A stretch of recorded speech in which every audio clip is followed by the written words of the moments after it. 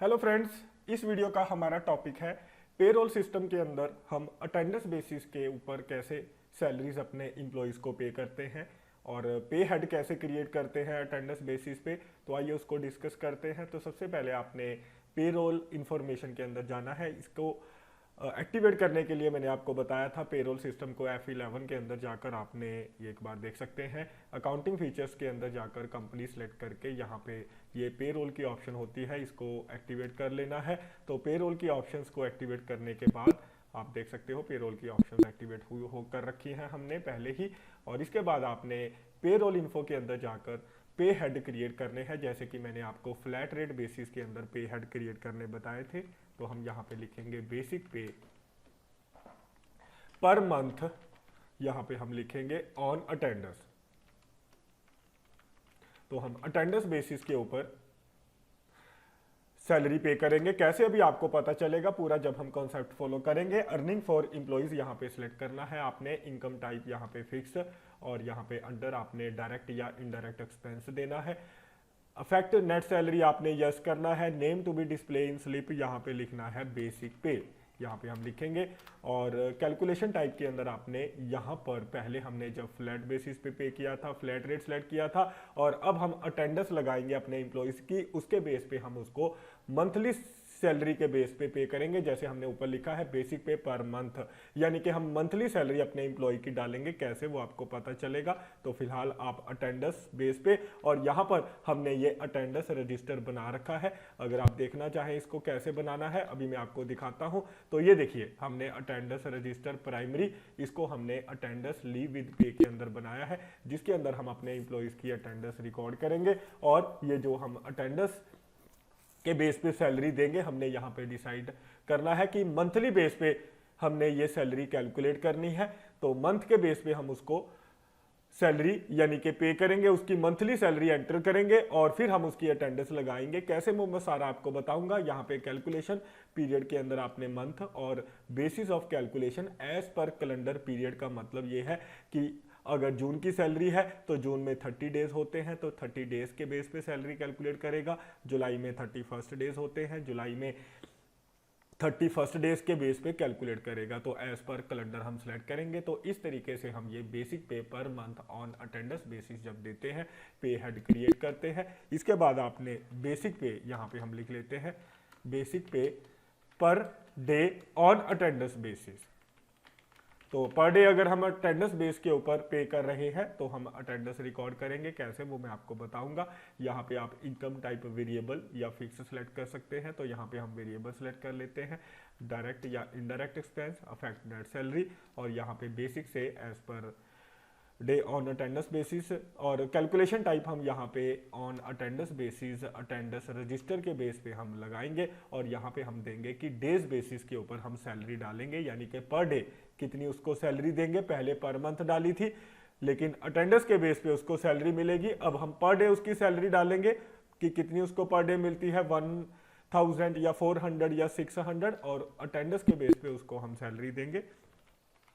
Basic पे पर week के बेस पे हम यहाँ पे सैलरी कैलकुलेट करते हैं कि वीक के अंदर आपको पता है ऑन अटेंडेंस बेस भी हम साथ में लिख देते हैं। यहाँ पे ऑन अटेंडेंस बेस पर वीक में आपको पता है 7 डेज होते हैं।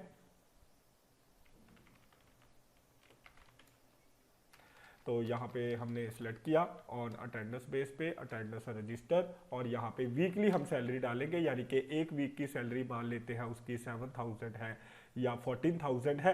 तो अटेंडेंस बेस पे उसको हम सैलरी पे करेंगे। तो ये वीकली अटेंडेंस के बेस पे सैलरी कैसे कैलकुलेट होगी आपको पता चलेगा। तो इसी तरीके से आप फोर्टनाइटली भी क्रिएट कर सकते हैं, यानी कि 15 डेज के बेस पे उसको हम सैलरी देंगे। तो फिलहाल मैं उसको छोड़ देता हूँ। इसके बाद आपने एम्प्लॉइज सैलरी डिटेल में जाके एम्प्लॉइज की डिटेल डालनी है। सैलरी डिटेल में हम जाएंगे डिफाइन के अंदर। तो यहाँ पे हमने ऑलरेडी कुछ एम्प्लॉइज बना रखे हैं, जैसे करण कुमार। हमने पहले भी बेसिक पे जब फ्लैट रेट पे दिया था तो इनको क्रिएट किया था उसी टाइम। तो यहाँ पे हम इन्हीं को यूज कर लेते हैं, करण कुमार को सिलेक्ट करेंगे और इसको हम सैलरी देंगे पर मंथ अटेंडेंस बेसिस पे। तो बेसिक पे per month on attendance basis पे हम इसको मान लेते हैं 20,000 देंगे, यानी कि एक महीने की 20,000 है। ये, और हम अटेंडेंस लगाएंगे इसकी, अगर एक महीने में ये 10 डेज आएगा, 20 डेज आएगा, 15 डेज आएगा, तो हम इसको प्रोपोर्शनेटली सैलरी पे करेंगे। तो ये मंथली सैलरी है इसकी 20,000 बेसिक पे पर मंथ के बेस पे, लेकिन अटेंडेंस बेस पे। तो यहाँ पे हम सिलेक्ट करेंगे बेसिक पे पर डे ऑन अटेंडेंस बेसिस। तो यहाँ पे हम डाल देते हैं बेसिक पे on attendance basis per day 900 इसकी सैलरी है पर डे के हिसाब से। लेकिन जब हम अटेंडेंस लगाएंगे, जितने दिन ये बिजनेस के अंदर आएगा हमारे ऑफिस के अंदर 10 डेज 20 डेज, उसके बेस पे हम इसको सैलरी देंगे। तो मेरे ख्याल से आपको क्लियर है। आगे राजन, यहाँ पे हम इसकी लगाएंगे सैलरी वीकली बेसिस के ऊपर।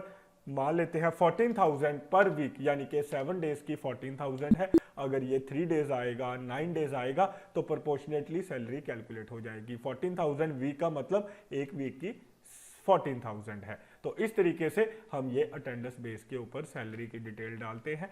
और ये डिटेल डालने के बाद आपने पेरोल वाउचर के अंदर जाकर, मान लेते हैं हम यहाँ पे इनकी अटेंडेंस लगाना चाहते हैं, तो आपने अटेंडेंस लगाने के लिए कंट्रोल F5 का प्रेस करना है। तो जैसे ही कंट्रोल F5 प्रेस करोगे, यहाँ पे अटेंडेंस रजिस्टर आ जाएगा और यहाँ पे हम करण कुमार की अटेंडेंस लगाएंगे। जैसे ही करण कुमार सेलेक्ट करोगे आप, यहाँ से आपको पूछेगा रजिस्टर कौन सा है, तो हम यहाँ पे अटेंडेंस रजिस्टर सेलेक्ट करेंगे। ये हमने क्रिएट कर रखा है, जिसके अंदर हम उसकी अटेंडेंस डालेंगे। मान लेते हैं ये 20 डेज हमारे बिजनेस के अंदर आया, 20 डेज इसने हमारे बिजनेस को अटेंड किया। तो एक बार हमारा ये अकाउंटिंग पीरियड थोड़ा सा गड़बड़ है, यहाँ पे सेट कर लेते हैं, सही है। अकाउंटिंग पीरियड देखना था एक बार, और यहाँ पे ये अकाउंटिंग डेट सेलेक्ट कर लेते हैं कि हमने ये 1 जून को सैलरी पे करनी है। ठीक है, तो यहाँ पे पहले हमने ये अटेंडेंस सेट कर लिया है डे, और उसके बाद हमने अटेंडेंस लगानी है। यहाँ पे हम करण कुमार अटेंडेंस रजिस्टर के अंदर जाके अटेंडेंस लगा देते हैं। जैसे हम यहाँ पे लिखेंगे 20 डेज, यहाँ पे 20 डेज डाल देते हैं। और यहाँ पे मोहित ने हमारे बिजनेस में अटेंडेंस दी है 15 डेज की, और यहाँ पे उसके बाद हम राजन की अटेंडेंस डाल देते हैं। राजन की अटेंडेंस है 10 डेज की। तो ये अटेंडेंस डालने के बाद आपने सैलरी देनी है एम्प्लॉइज को, ये ध्यान रखना है अटेंडेंस केस के अंदर। और कंट्रोल F4 का अब हम प्रेस करेंगे और इनकी सैलरी पे करेंगे। पेरोल वाउचर के अंदर आ गए हैं हम, और ऑल्ट A प्रेस करेंगे सैलरी देने के लिए। आपने सैलरी सिलेक्ट करना है, यहाँ पे हमने सैलरी देनी है। मान लेते हैं ये जून के महीने की सैलरी है, तो यहाँ पे हम जून का मंथ, तो ये 1 जुलाई तक, यानी कि 1 जून से लेके 1 जुलाई तक की हमने सैलरी देनी है। और उसके बाद हम सिलेक्ट करेंगे कौन सा डिपार्टमेंट है, पटियाला ऑफिस डिपार्टमेंट।